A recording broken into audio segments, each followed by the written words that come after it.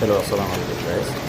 আজকে বিশেষ করে আপনাদেরকে জানিয়ে দিই, সারাদিন সেই সকাল থেকে বৃষ্টি, বিশেষ করে মতিঝিল মেট্রো স্টেশন, পাশাপাশি মতিঝিল আমাদের কারখানায় দেখতে এসেছি।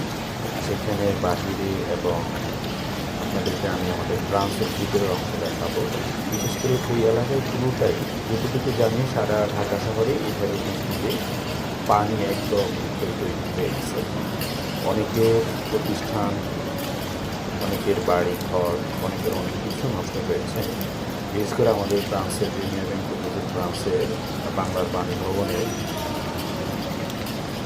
মেয়র ব্যারিস্টার তাপস, ওনাদের বিল্ডিং দেখেন, ভিতরে আমরা যাচ্ছি এবং ভিতর থেকে এখন গেট পর্যন্ত ভিতর যেটা আমাদের ভিতরে ঢুকছি। পাশাপাশি এই প্রতিষ্ঠানের ভিতরে